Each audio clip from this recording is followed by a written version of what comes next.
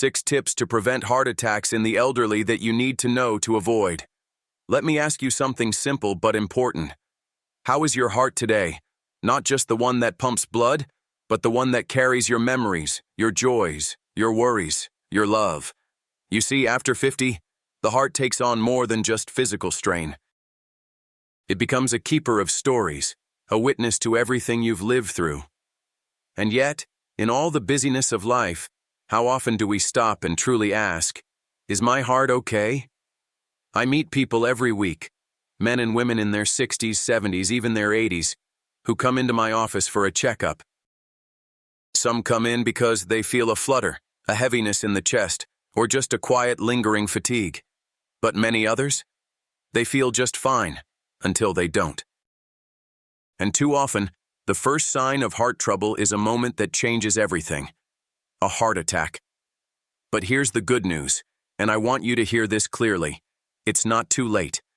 No matter your age, no matter your past, your heart can still be strengthened, protected, even healed. You don't need a gym membership or a miracle pill. You need awareness, intention, and consistency.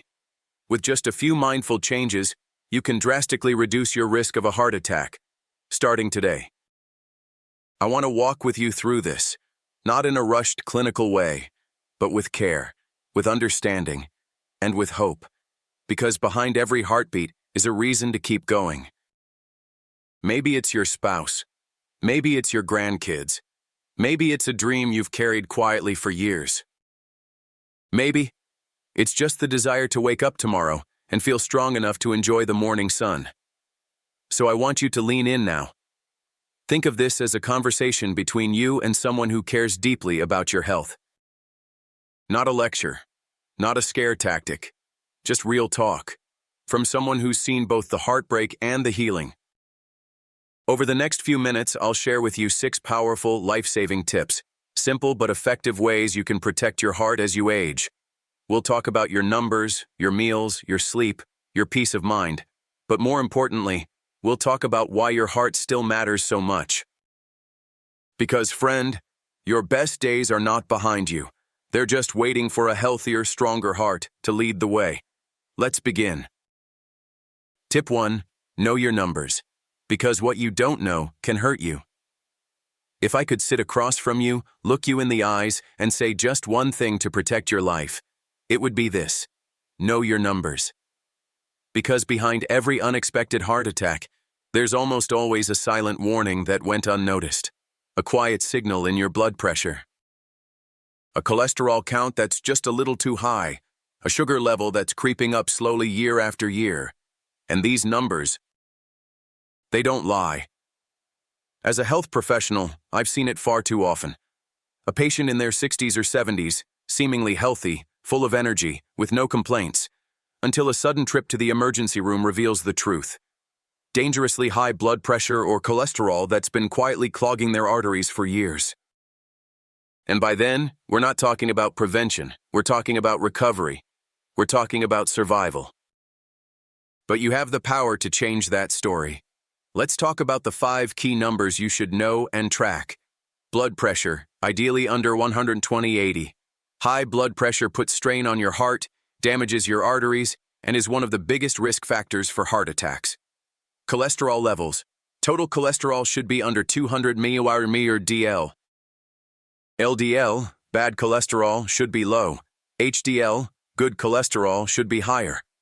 Blood sugar, fasting glucose or A1C.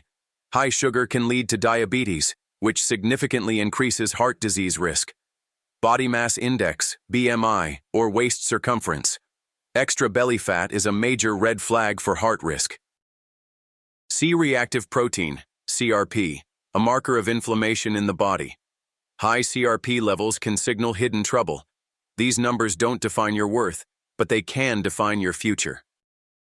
And the truth is, many people don't get these checked regularly because they feel fine. But heart disease doesn't always announce itself. It doesn't knock on the door loudly. Sometimes it whispers, quietly enough that you only hear it when it's too late. Let me tell you about Mr. Thomas. He was 68 when he came in for a routine checkup. "I feel great," he said, beaming. still walk every day, still mow my own lawn. But when we ran the numbers, his blood pressure was 160/95. His cholesterol, well over 250. He didn't feel any symptoms yet, but the silent damage was well underway. Thankfully, we caught it in time. We made some changes, simple ones. A new diet, a low-dose statin, walking with more intensity, and within 6 months, his numbers were back on track. He's 74 now, just welcomed his 5th grandchild, and tells me often, "Thank God I didn't wait." You don't have to wait either. So here's what I urge you to do. Schedule a heart health checkup. Ask for a full lipid panel, a blood pressure reading, fasting blood sugar, and if possible, a CRP test. Track those numbers. Write them down. Understand them, because when you know your numbers, you can make choices that protect your tomorrow. And remember, this isn't about fear. It's about freedom. The freedom to live longer, to live better, and to never let your heart go unheard again. Let's move forward now, because knowing your numbers is just the beginning of protecting your heart. Tip 2. Rethink your plate. Your fork could be your lifesaver. Every time you sit down to eat, you make a decision, not just about taste, but about your health. Especially your heart. And if there's one truth I've seen over and over again, it's this. What you eat after 50 matters more than ever before. Why? Because your body doesn't process food the same way it used to. Arteries stiffen with age. Metabolism slows. And foods that once seemed harmless, like salty snacks or buttery dishes, can slowly clog the very vessels that keep you alive. But here's the beautiful truth. You don't need to diet. You just need to nourish. Let's begin by understanding what your heart loves. Healthy fats, like those found in avocados, nuts, seeds, and olive oil. Colorful fruits and vegetables rich in antioxidants. Think berries, leafy greens, tomatoes, beets. Whole grains like oats, brown rice, and quinoa that support lower cholesterol. Omega-3 rich fish like salmon and sardines that reduce inflammation and protect your arteries. Legumes and fiber which regulate sugar and clean your blood vessels. And what should you limit or avoid? Saturated fats from red meat, butter, and full-fat dairy. Trans fats found in baked goods, margarine, and fried fast foods. Refined sugar that spikes blood sugar and weakens artery walls. Sodium which raises blood pressure and retains dangerous fluid in the body. Now, I know what you might be thinking, but I've eaten like this my whole life. Yes, and that's why now is the time to shift. Because your heart doesn't need perfection. It needs progress. Let me share a story about Maria, a retired school teacher who had always cooked with love.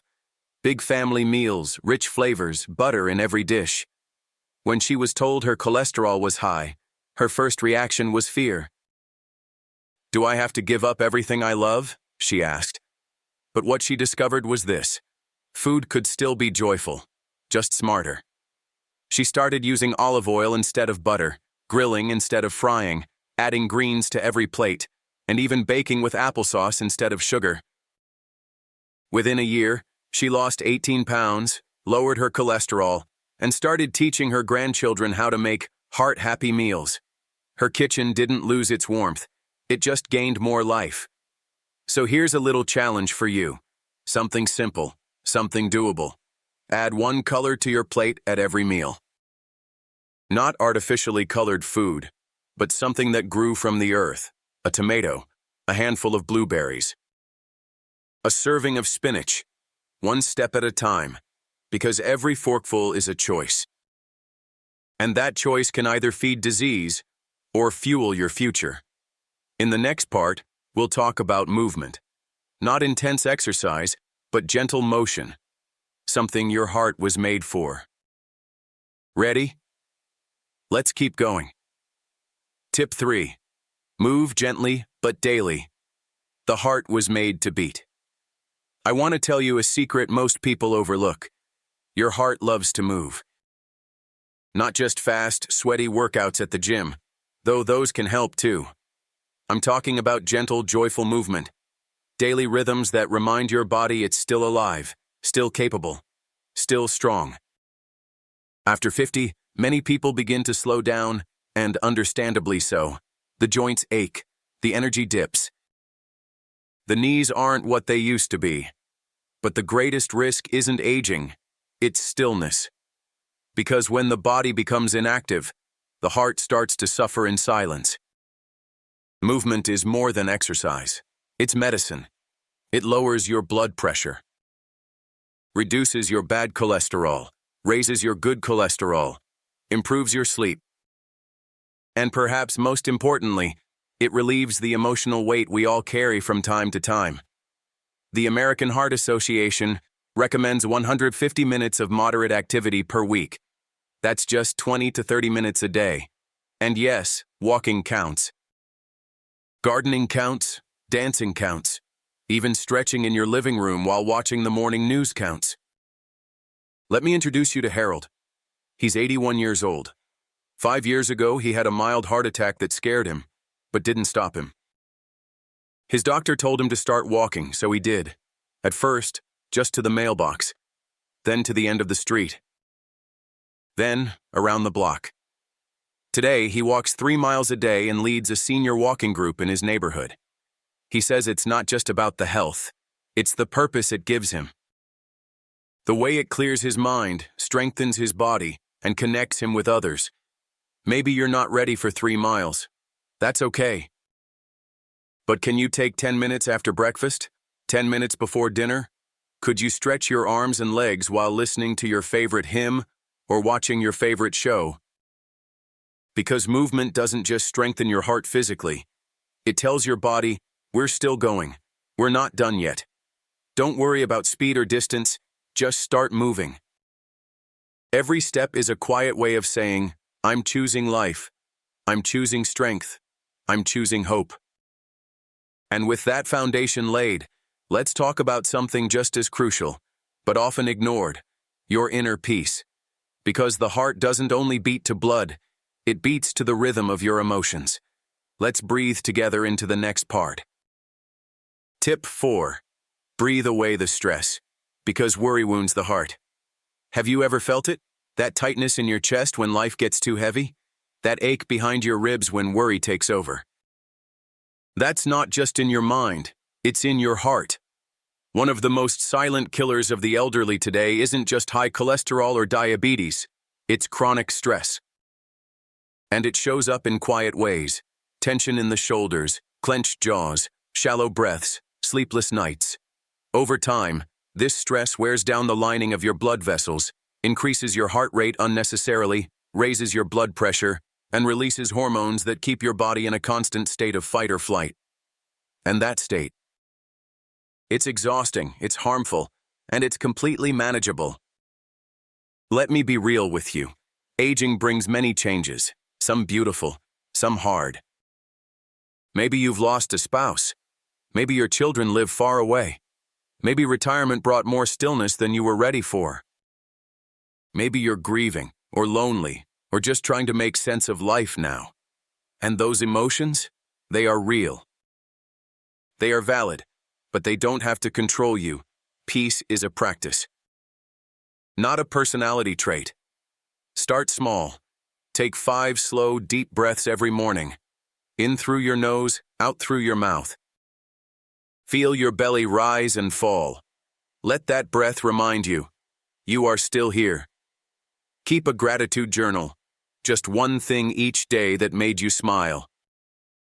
A grandchild's voice, a warm cup of tea, a memory that makes your soul sigh. Try breath-based prayer or meditation, just 10 minutes of quiet time, hands open, eyes closed, focusing on the nearness of God or the calm of the present moment. I remember a woman named Evelyn. She was 73 and came to me constantly anxious, heart racing, hands trembling, convinced something was wrong. Every test came back clear, but her heart was heavy. She was still grieving the loss of her husband 5 years earlier.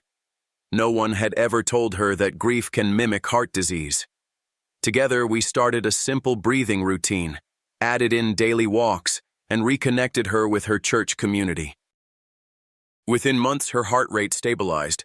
The panic melted. She began smiling again. Not because the pain disappeared, but because she found a rhythm to carry it more gently. Your heart wasn't made to carry every burden. It was made to love, to pump, to carry life, not worry. So today, I invite you, breathe, release, surrender. God didn't bring you this far just to see you worn thin by stress. Let your next heartbeat be a little lighter, because sometimes the best thing you can do for your physical heart is to heal the emotional one. Now that we've given your heart some rest and space, let's talk about another secret weapon in heart protection: sleep. And not just any sleep, but the kind that restores you. Let's keep going. Tip 5. Sleep like your life depends on it. Because it does. Let me ask you something gently, but seriously. Are you sleeping well at night? If your answer is no, you are not alone. After age 50, restful sleep becomes elusive for many. It's easy to blame it on age, on the aches, the worries, the medications. But what most people don't realize is this: your heart pays the price for every restless night you endure. Sleep is not just a luxury. It's a vital function of heart repair. While you sleep, your blood pressure drops, your heart rate slows, and your body enters healing mode. Hormones are regulated, stress levels decline, and inflammation reduces. But when sleep is broken or too short, your heart never gets to rest. In fact, studies show that people who sleep fewer than 6 hours a night are significantly more likely to suffer from heart attacks, strokes, and even sudden cardiac death. That's not a scare tactic. That's science, and it's one of the most fixable risk factors you have. So what's stealing your sleep? Is it sleep apnea, a dangerous condition where your breathing repeatedly stops during sleep? Common in older adults, especially those with high blood pressure or snoring habits. Is it anxiety, a racing mind that won't settle when the lights go out? Is it a poor bedtime routine, falling asleep with the TV on or checking your phone late into the night? Is it pain or medication side effects? Whatever it is, let's deal with it with care, not shame. Here are some gentle ways to reclaim your nights. Create a sleep sanctuary. A dark, cool, quiet room. No lights from screens, no noises that jolt your brain into alertness. Let it be your sacred space. Limit caffeine and heavy meals after 2 p.m. Your heart doesn't like working overtime at night. Establish a calming bedtime routine. Think warm bath, reading scripture, listening to soft instrumental music, or journaling 3 things you're grateful for. Practice forgiveness before bed, not just toward others, but toward yourself. Let go of the day's regrets. Rest is easier when the heart is light. Let me tell you about Paul. He was 75, a retired construction foreman, tough as nails, but exhausted. He hadn't slept through the night in over a decade. He used to laugh it off. "Old men don't sleep," he'd say. But one day, he blacked out from sheer fatigue. That was his wake-up call. We changed his habits. He started going to bed at the same time each night, cut back on coffee, and finally agreed to a sleep apnea test, which confirmed a diagnosis. With a CPAP machine and new nighttime rituals, Paul started sleeping 7-8 hours again. The change? Dramatic. His blood pressure dropped. His mood lifted. And he had the energy to play soccer with his grandsons. "I didn't know how tired I was until I started feeling alive again," he told me. Friend, don't underestimate the power of sleep. It's not lazy. It's not indulgent. It's how your heart resets for another day. And now for one of the most overlooked and most important decisions you can make for your heart health. Let's talk about your medications and your doctor, the support systems that hold you steady. Tip 6. Don't skip your meds or your doctor. Stay ahead, not behind. Let me speak plainly here because I've seen this happen too often, and it breaks my heart. A patient gets diagnosed with high blood pressure or high cholesterol. The doctor prescribes medication. They start taking it, but then one day they feel fine, so they stop. I don't feel anything wrong, they say, or I don't want to depend on pills. Or worse, they forget. And just like that, the silent danger creeps back in. Here's the truth. Feeling fine does not mean you're fine. You don't always feel high blood pressure or plaque buildup. But they're there, slowly tightening your arteries, silently increasing your risk. Medication isn't a weakness. It's a tool. It's like a seatbelt. You don't need it until you really, really do. Let me gently ask, are you taking your medications as prescribed? Do you know what each one is for? Are you honest with your doctor about side effects or confusion? You are the captain of your health ship. But your doctor? Your doctor is your navigator. And together, you can chart a safer path, if you communicate and stick with the plan. Here are a few simple but life-saving steps. Make a medication list. Write down each pill, what it's for, what time you take it, and any side effects you've noticed. Set reminders. Use your phone, a pill box, or even a sticky note on the fridge. Consistency is key. Bring someone with you to appointments. A friend or family member can help take notes, ask questions, and remember instructions. Be honest. If something doesn't feel right, say so. Your doctor can't help what they don't know. Ask for simpler solutions. If you have too many prescriptions, your doctor may be able to combine them or simplify your regimen. And if you're someone who hasn't seen a doctor in a while, let this be your gentle nudge.